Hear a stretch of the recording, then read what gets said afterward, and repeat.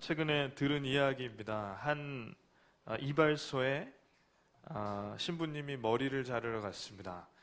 천주교 신부님이. 그래서 이발사가 머리를 잘 깎아드린 후에 신부님이 나갈 때 신부님 좋은 일 많이 하시니까 제가 오늘 그냥 해드렸습니다. 그랬더니 신부님이 너무 좋아하시더래요. 그래서 이발사가 좋은 일 한 것 같아서 이제 마음이 편안한데, 다음날 이발소 주인이 출근을 할 때 보니까 가게 앞에 이 쇼핑백이 하나 있는데 그 안에 도너츠 12개가 들어있었답니다. 그리고 메모지에 어제 이발을 무료로 해줘서 너무 감사합니다. 모모 신부, 이렇게 해서 준 거죠. 그래서 이발사가 너무 기분이 좋더래요. 근데 그날따라 또 희한하게 스님이 오셨답니다. 그래서 스님을 잘 밀어드리고 또 이제 개선하려고 할 때 스님 좋은 일 많이 하시니까 오늘 무료로 해드렸습니다. 스님이 너무 좋아서 이제 간 거죠. 그 다음날 이발소에 출근하는데 보니까 쇼핑백이 하나 있는데 그 안에 초콜릿 12개가 들어있었답니다. 그 다음날엔 누가 왔을까요? 목사님이 이제 가셨습니다. 그 이발사가 목사님 좋은 일 많이 하시니까 오늘 그냥 해드렸습니다. 그랬더니 목사님이 너무 좋아해서 이제 갔답니다. 그 다음날 이발소가 출근을 하는데 그 이발소 앞에 목사님 12분이 기다리고 있었다고 합니다. 그래서 목사님들이 좋은 소식이 있으면 아주 잘 전하는 그런 은사가 있다는 거죠. 근데 이 이야기를 들으면서 우스개 이야기지만 한편으로는 웃기는데 한편으로는 굉장히 찔립니다. 뭐가 찔리냐면, 아니 목사님이, 스님이, 신부님이 도너츠 가져가고 초콜릿 가져갔으면 목사님이 빈손으로 가서 기다리신 게 참 그렇습니다. 그래서 목사님이면 초콜릿하고 도너츠에다가 커피까지 해서 좀 갔으면 참 좋았겠다, 그런 생각을 합니다. 그래서 저희같이 예수님 믿는 사람 때문에 주위에 있는 사람들이 덕보시기를 아주 기도합니다. 그렇게 덕을 주시는 분들이 되시기를 기도합니다. 오늘 말씀은 아주 굉장히 간단합니다. 한 남편에게 결혼한 두 자매가, 희한하게 그 자매가, 언니 동생이 대판 싸우는 게 오늘 말씀의 전부입니다. 지난주에도 다 말씀드렸지만 야곱이 이제 외삼촌 집에 겨우 찾아와서 첫눈에 반한 그 자매 중에 동생 라헬과 연애를 합니다. 근데 이 야곱이, 아버지는 부자인데 형과 아버지 속이고 집에서 급히 나오느라 돈이 한 푼도 없이 나와서 이제 결혼을 하고 싶은데 돈이 없는 거예요. 지금도 결혼할 때 돈이 많이 들지만 이때는 더군다나 친정집에 지참금이라는 돈을 줘야 되는데, 뭐 우리 돈으로 하면 한 20-30세겔, 2-3년 월급이니까 1억이라고 보면 됩니다. 근데 1억은커녕 100만 원도 없으니까, 원로 목사님이 100만 원도 없이 결혼하셨다는데 1억은커녕 수중에 100만 원, 10만 원도 없으니 이걸 어떻게 해야 하나? 그래도 결혼은 해야겠다 싶어서 외삼촌에게 7년 동안, 그러니까 돈이 없으면 노동으로 대신하는 거죠. 7년 동안 제가 무보수로 섬겨드릴 테니까 라헬을 저에게 주십시오. 그랬더니 외삼촌이 콜, 좋다. 7년 일하면 주겠다. 그래서 7년을 일하는데 매일같이 라헬하고 연애하느라 7년이 수일처럼 후딱 지나갑니다. 그리고 드디어 결혼식 날이 D-Day가 와서 라헬과 첫날 밤을 보낼 부푼 꿈을 안고 야곱이 이제 이 당시에 문화대로 포도주를 하는데 이제 기분이 너무 좋으니까 많이 했던 거죠. 그래서 만취한 상태로 첫날 밤 신방에 들어가니까 라헬 같기도 하고 아닌 것 같기도 하는데 그래도 잠을 같이 잡니다. 그래서 다음날 이러다 보니까 상상도 못하는 언니가 와서 누워 있는 거죠. 그래서 이 야곱이 화가 나서 이 외삼촌한테, 장인이 된 외삼촌한테 가서 따집니다. 어떻게 이렇게 할 수 있습니까? 그러니까 외삼촌이 우리 지방에는 동생이 언니보다 먼저 결혼하는 법이 없다, 시집 가는 법이 없다. 그러니 그냥 언니하고 살고, 그때 이 야곱이 삿대질하면서, 저 그림 잘 그렸는데, 삿대질하면서 외삼촌한테 따지니까, 근데 내가 라헬을 줄 테니까 걱정하지 말고 대신 7년만 더 일하자. 그때 야곱이 라헬을 얼마나 좋아했던지 억울함에도 불구하고 알겠습니다. 그리고 그 일을 계약을 한 거죠.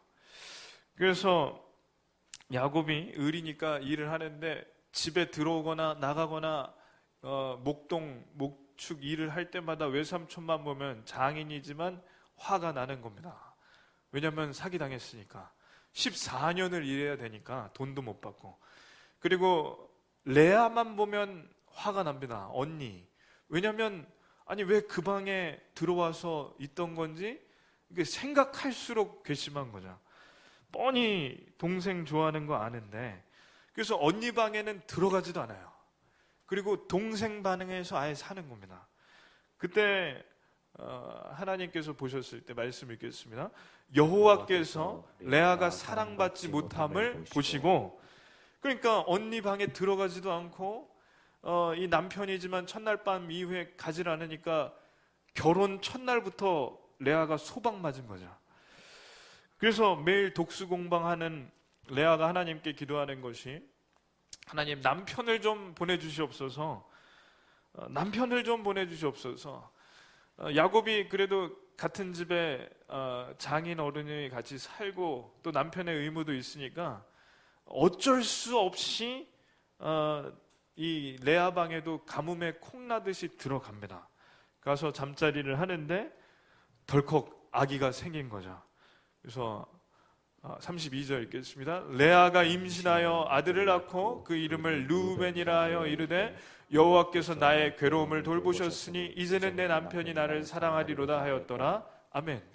그러니까 언니가 하나님께 간절히 기도해서 남편을 보내달라고 해서 1년에 며칠 안 되는 날 들어왔는데 임신이 돼서 아들을 낳았는데 르우벤의 뜻은 보라 아들이다. 그러니까 하나님께서 나의 괴로움을 보시고 이 남편을 보내주셨으니 이 아들로 인해 남편이 이제부터는 나를 사랑하리로다 그랬는데 남편은 사랑 안 합니다. 365일 중에 한 360일쯤은 자기가 첫눈에 반한 라헬 방에 들어가고 결혼기념일이나 생일 같은 특별한 날에만 미안해서 언니 방에 들어가는데 그 며칠에 임신이 된 거죠. 근데 놀라운 것은 라헬 방에 그렇게 안 들어가는데 둘째도 언니가 임신합니다. 그래서 말씀을 읽겠습니다. 레아가 다시 임신하여 아들을 낳고 이르되 여호와께서 내가 사랑받지 못함을 들으셨으므로 내게 이 아들도 주셨도다 하고 그 이름을 시므온이라 하였으며, 그러니까 시므온은 둘째 아들 이름인데 들었도다, 들으심. 하나님께서 내가 사랑받지 못하는 것을 보시고 들으셨다. 아들 이름을 이렇게 짓는 집이 참 희한한데 그래도 자기 아들 이름을, 자기의 사정을 이렇게 투영해서 이름을 짓는 거죠. 그래서 이제 하나님께서 들으셨고 남편도 나의 이러한 원통함을 들었으니 남편이 이제는 아들 둘을 낳았으니 나를 좋아해 줄 거다. 근데 남편은 완전한 라헬 바보예요. 안 와요.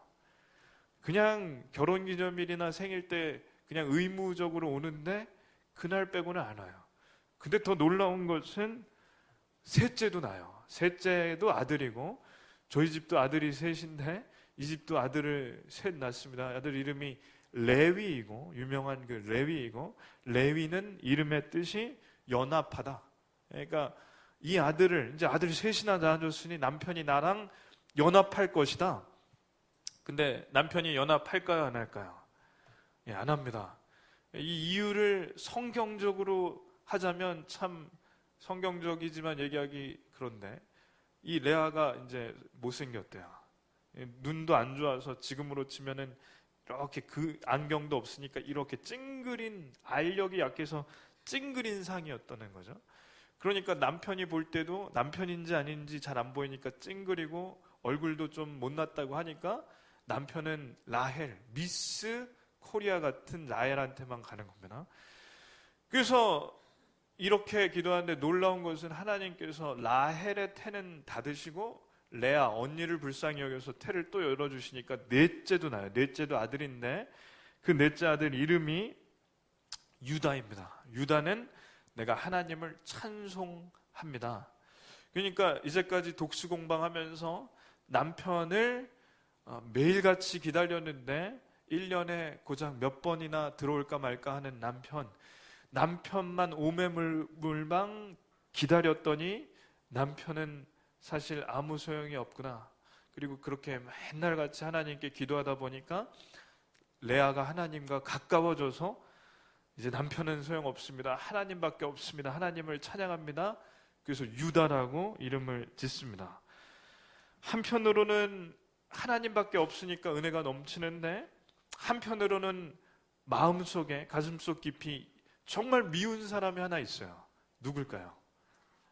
예, 동생이지만 라헬이 너무 미운 거예요. 그래서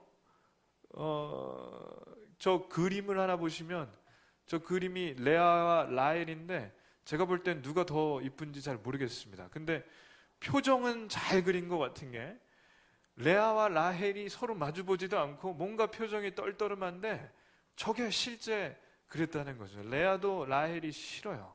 밉죠. 근데 놀라운 것은 라헬도 언니가 미워 죽겠습니다. 왜냐하면 자기는 365일 중에 360일 남편과 함께 지내는데 애가 안 생기고 언니는 그 며칠만 남편하고 보내는데 애가 넷이니까 언니지만 괜히 미워요. 그리고 남편에게도 서운하니까 하루는 남편 야곱이 들어오는데 아주 바가지를 대판 긁습니다. 한번 읽겠습니다. 라헬이 자기가 야곱에게서 아들을 낳지 못함을 보고 그의 언니를 시기하여 야곱에게 이르되 내게 자식을 낳게 하라. 그렇지 아니하면 내가 죽겠노라. 언니만 아들을 낳고 저는 애가 없는데 나한테 아들을 낳지 못하게 하면 내가 죽어버릴 거다. 그랬더니 남편이 너무 황당해요. 어이가 없어요. 그게 내 마음대로 되는 것이냐? 남편이 하는 얘기입니다. 읽겠습니다. 야곱이 라헬에게 성을 내어 이르되 그대를 임신하지 못하게 하시는 이는 하나님이시니 내가 하나님을 대신하겠느냐? 내가 그게 어떻게 아기를 갖고 안 낳는 거 하나님이 하시는 걸 내가 어떻게 하냐? 하나님이 해주셔야 되는 거지. 그랬더니 라헬의 질투가 얼마나 크냐면 자기 몸종이 있는데 이 몸종하고 잠자리를 해서 아이를 낳으면 그 아이 내가 입양해서 내 아이로 키울 테니까 그렇게라도 해라. 언니 아기는 이제 그만 낳고. 참 야곱이 웃깁니다. 그거 참 좋은 생각이요. 그러고 잠자리를 해서 아기를 낳는데 그 아들의 이름이 단입니다. 한번 읽겠습니다.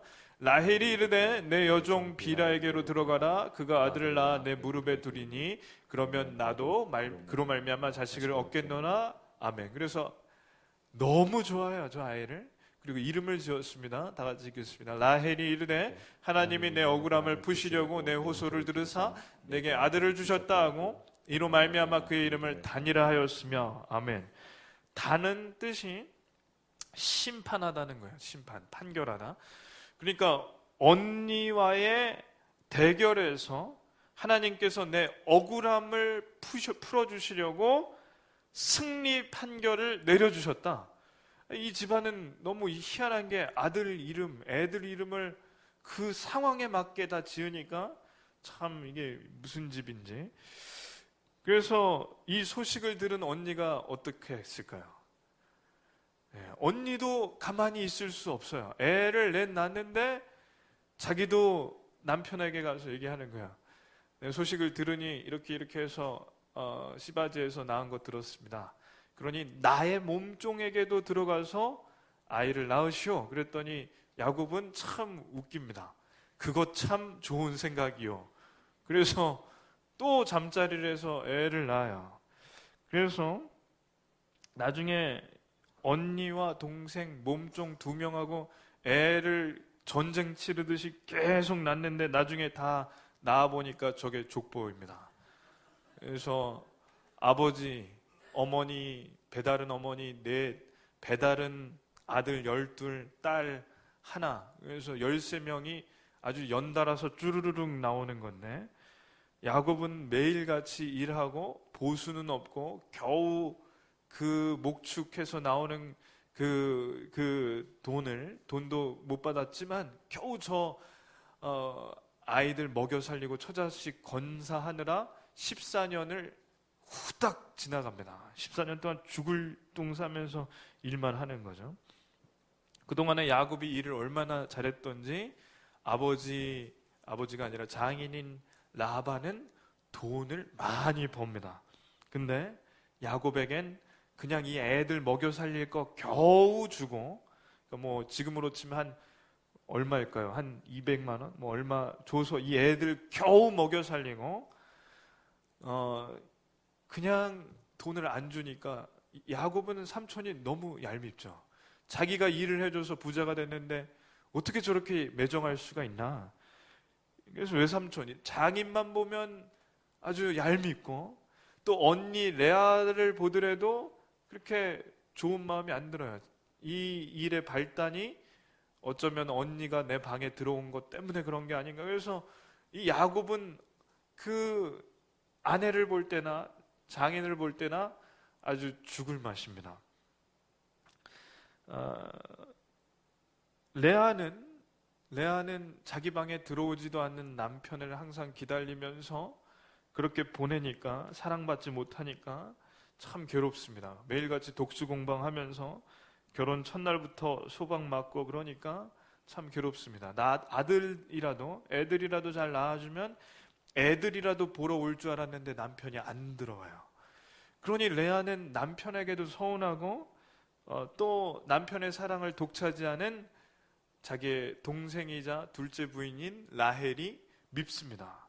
아까 전에도 말씀드렸듯이 라헬은 사랑을 독차지하지만 언니가 남편의 아기를 다 낳으니까 또 언니에게 서운하고 밉고 그렇습니다. 그리고 라헬은 남편에게도 또 서운한 거죠. 그래서 이 집안이 지금 어떤 거냐면 막장 드라마인데, 이 상황을 잘 설명하는 사진 하나를 누가 인터넷에 올렸는데, 인터넷에 올린 그 사진이 저겁니다. 그러니까 이 사진 한 장이 이 집안의 모든 상황을 다 표현하는 거예요. 언니 동생이 대판 싸우고 있고, 그 가운데 남편이 껴서 말리지도 못하고 뭐 어떻게 하지도 못하는 이런 상황. 그래서 이게 실제로 막장 드라마라는데, 이게 성경이 지금 막장 드라마입니다. 이게 충분한 막장 드라마인데, 이게 안으로 들어가면 더 골마있고 더 복잡합니다. 어떤 거냐면, 저 두 딸이 아버지를 굉장히 싫어해요.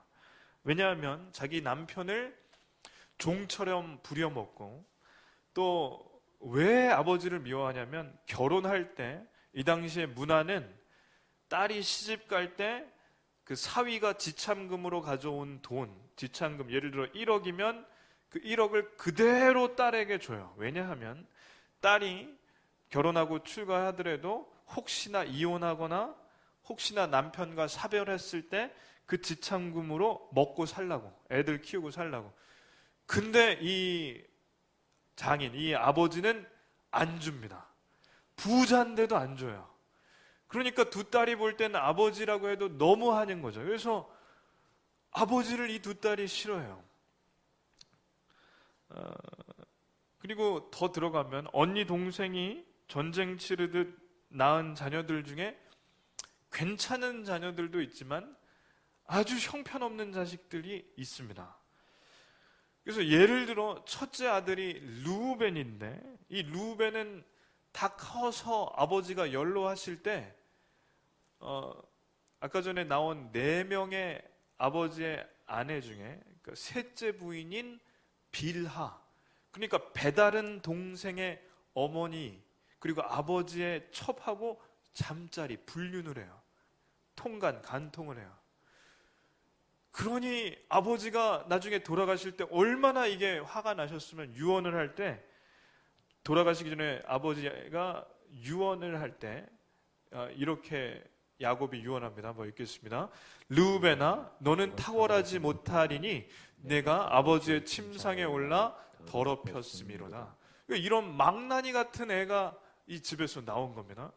그리고 둘째, 셋째도 망나니인데, 둘째, 셋째에게 아버지가 돌아가실 때 이렇게 유언하면, 한번 읽겠습니다.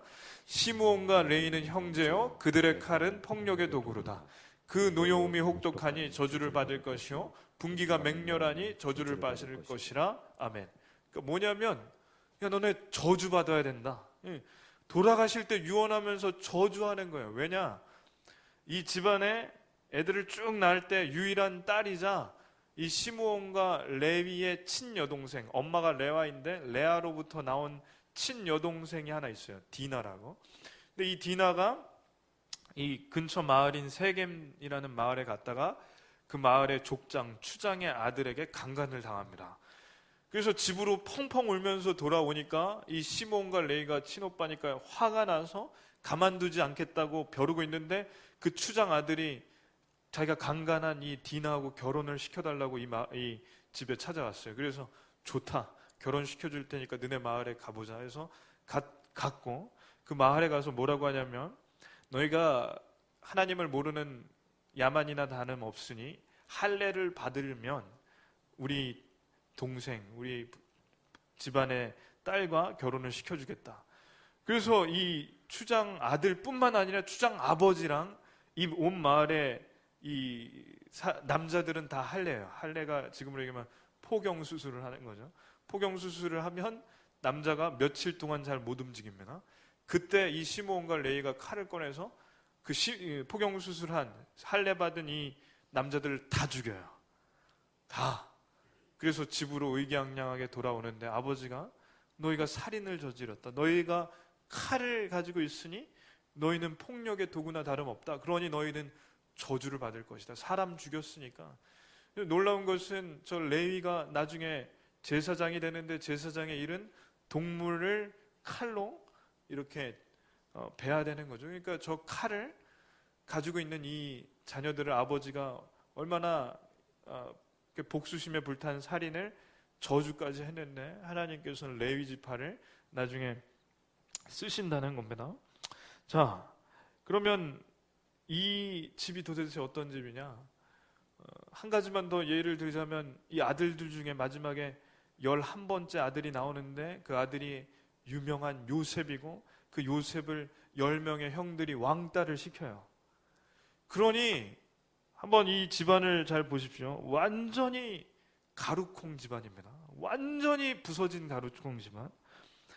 아버지랑 외할아버지랑 싸우고, 엄마랑 작은 엄마랑 싸우고, 형제끼리 싸우고, 형제 중에 한 명은 다른 동생의 엄마랑 잠자리를 하고, 이 집은 어디 가서 말도 꺼낼 수 없는 창피한 집안이죠. 이걸 어떻게 이런 집이 자랑할 만한 집이겠습니까? 근데 말씀을 저희가 볼 때 은혜가 되는 것은, 이 집에서 나온 12명의 아들들이 나중에 이스라엘의 12지파가 됩니다. 특별히 하나님께 예배를 드리는 제사장은 특별히 입는 옷이 있는데, 그 옷이 어떠냐면 저래요. 근데 저 옷에 보면 여기 양쪽에 어깨 위에 견대가 있고, 이 견대 위에는 6개의 보석이 있습니다. 6개씩. 그래서 12개. 그리고 이 앞에는 에봇이라고 해서 흉패가 있는데, 잘 보시면 12개, 3개씩 4줄로 12개 보석이 있습니다. 여기에 한 아들의 이름이 하나씩 들어가요. 6아들, 그리고 12아들 이름이 여기에 들어가요. 그건 뭐냐면, 하나님께 예배 드릴 때 저 12지파, 12아들들의 자손들을 대표해서 제사장이 나오는데, 이 보석같이 이 12아들을 하나님께서 봐주시는 겁니다. 그러니까 무슨 얘기냐면, 완전히 망나니 같은 아들들이고, 언니 동생이 싸움하면서 낳은 그 족보, 어떤 면에서는 정말 창피한 집안에서 나오는 이 아들들을 하나님께서는 버리시지 않으시고 보석으로 여겨주신다는 겁니다. 저 아들들 중에, 저 보석 중에 하나는 유다인데, 넷째 아들 유다인데, 유다의 집안에서 예수님이 나오셨습니다. 저희가 볼 때는 정말 창피한 집안이고 망한 집안이고 가루콩 집안이지만 하나님께서 보석으로 여겨주신다는 게 오늘 말씀입니다. 왜 이런 집을 하나님께서 쓰시는가? 그것은 자격 없는 자를 불러주셔서 자격 있게 해주시고, 소망 없는 자를 불러주셔서 소망 있게 해주시려고 하심입니다. 잘잘못을 따지면 어쩌면 수치스럽고 창피하고 심지어 쓰레기 같은 집안의 쓰레기 같은 자녀들이지만 그게 정확히 저희의 모습입니다. 그러므로 이러한 집안을 하나님께서 써주시기 때문에 저희가 소망이 있습니다. 예수님 믿는 집에는 문제가 하나도 없을까요? 여기 다 없으신 분들만. 자신 있게 말씀드렸는데 너무 문제가 없으시니까 또 좋습니다. 예수님 믿는 집에도 문제가 다 있습니다. 다 있습니다. 야곱의 집처럼 소방 맞은 아내가 있을 수도 있고, 바람피는 남편이 있을 수도 있고, 부부 사이가 안 좋을 수 있고, 배다른 형제들이 있을 수도 있고, 형제나 자매가 사이가 안 좋을 수도 있고, 경찰서에 드나드는 자녀가 있을 수도 있습니다. 부모님과 자녀 사이가 안 좋은 집도 있을 수가 있습니다. 그런 집집마다 하나님께서 저의 죄를 따지셔서 하나씩 다 빼시면은 나만 아는 집이 한 집도 없습니다. 그러나 하나님께서는 그런 집들을 빼시지 않고 그럼에도 불구하고 택해 주시고 써 주십니다. 제사장의 흉패에 붙은 저 보석은 겉으로는 빛이 나지만 사실은 그 안에 잘 보면 기스도 많이 나 있고 부족하고 망나니 같은 아들들의 이름이 새겨져 있는 거죠. 아버지 셋째 부인과 통간한 루벤, 살인을 저지른 시몬과 레위. 그래서 이 흉패 보석을 볼 때 어떤 집안에서 나오셨던 혹은 과거의 잘못이 무엇이든 간에 예수님을 믿고 회개하면 눈송이처럼 그리고 양털처럼 희게 해주시고 보석처럼 써주십니다. 분당에 가면 우리들 교회라고 있습니다. 제가 이 교회에 가서 목회자 세미나를 갔는데요, 한 부부가 나와서 간증을 하는 겁니다. 이제 남편이 평생 바람을 펴서 아내가 힘들었다고 이렇게 아내가 먼저 간증하고 남편이 나중에 간증을 하는데, 저는 이제까지 들었던 간증 중에 가장 충격적이고 은혜로운 간증이었습니다.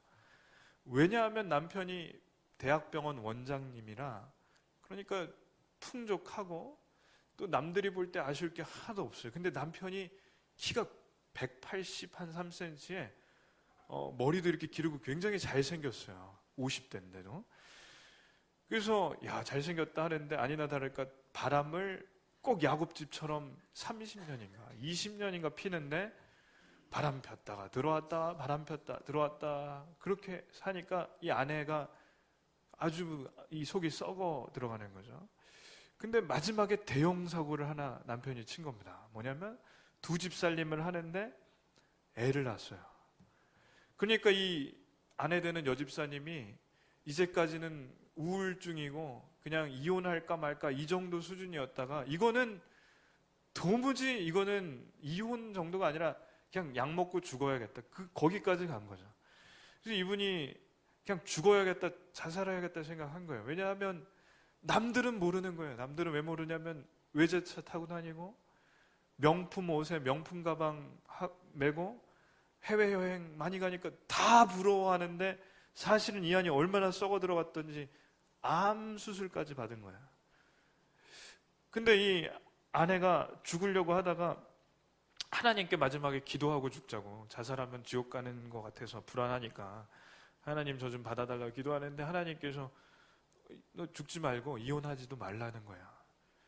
그리고 머릿속에 필름처럼 쫙 지나가는 게 뭐냐면, 자기가 남편이 집에 올 때마다 욕하고 싸우고 바가지 긁고 욕하고 그게 쫙 지나가더래요. 그러면서 남편을 품어주라는 그런 말씀을 하나님께서 그런 마음을 주시니까 이 아내가 도저히 못하겠다고 남편 죽이고 싶다고.